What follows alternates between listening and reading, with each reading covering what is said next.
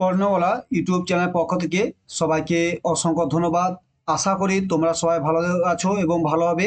যারা মাধ্যমিক পরীক্ষা দিয়েছিল তাদের আজকে ফিজিক্যাল সায়েন্সের শেষ পরীক্ষা ছিল এবং এটা হয়ে মাধ্যমিক তোমার কমপ্লিট হয়েছো। যারা ফিজিক্যাল সায়েন্সের যে পরীক্ষা ছিল তার আজকে আমরা অ্যান্সার এমসিকিউ যে অ্যান্সারগুলো সেটা আলোচনা করব। যারা অবশ্যই কোশ্চেন একটু হার্ড হয়েছে কিন্তু যারা ভালো করছে ভালোভাবে রেজাল্ট করবে, ঠিক আছে।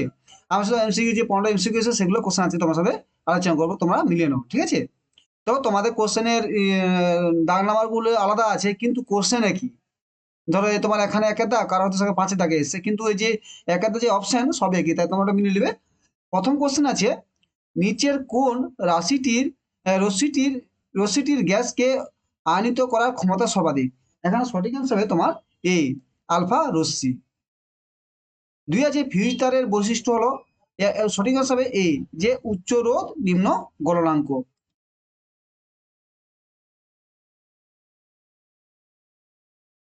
3 নম্বর কোশ্চেন আছে, আধুনিক দীর্ঘ পর্যায় সয়ন্ত্রে কয়টি শ্রেণী আছে। এখানে সঠিক হিসাবে 18টি।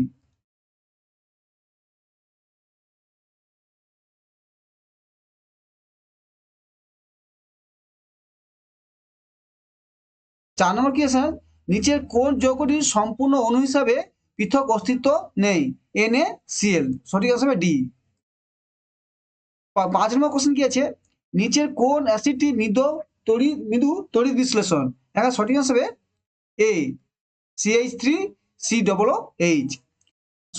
6 নম্বর কোশ্চেন, যে লঘু সালফিউরিক অ্যাসিড মিশ্রিত পটাশিয়াম ডাইক্রোমাইড দ্রবণে H2S চালন করলে কি রং উৎপন্ন হয়। সঠিক অ্যান্সার হবে সি, সবুজ। 7 নম্বর কোশ্চেন, নিচের কোন আকরিকটি অ্যালুমিনিয়ামের আকরিক। সঠিক হবে বি, বক্সাইট। তারপর কি বলছে, দ্বিবন্ধনী যুক্ত অসম্পৃক্ত হাইড্রোকার্বনের শনাক্ত করো। এখানে সঠিক অ্যান্সার হবে তোমার 8 ডি, C2H2। 9 আছে, গ্রিন হাউস গ্যাসটি শনাক্ত করো। এটা হবে সি, জলীয় বাষ্প।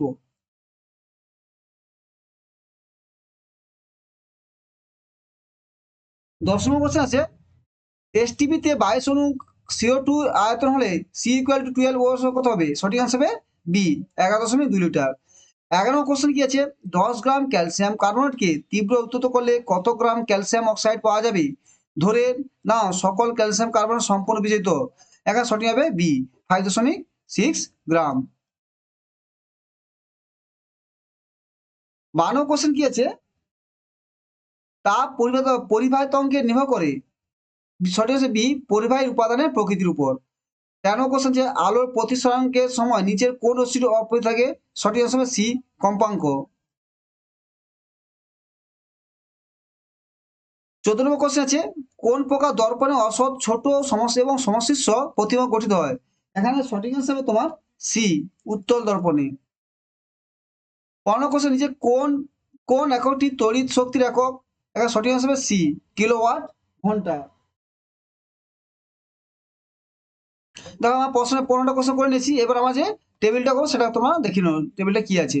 দেখো এখানে পুরো টেবিলটা সঠিক করেছে। তো একেরটা হবে, তবে একের হবে ডি, 2 এর হবে সি, 3 এর হবে ডি এবং 4 এর হবে এ। ঠিক আছে, এটা তোমাদের সঠিক অ্যান্সার। থ্যাংক ইউ, তোমার অ্যান্সারকে অবশ্যই মিলে নিও, এটা একুরেট অ্যান্সার। তাই তোমার যারা দেখো আমাদের ভর্তি কঠিন হয়, তোমার এখানে যারা মাথায় পাস করছে তারা 15 নাম্বার পেতে হবে এবং যারা ভালো হয়েছে তাদের নাম্বার 90, 100 তারা পাবে, ঠিক আছে।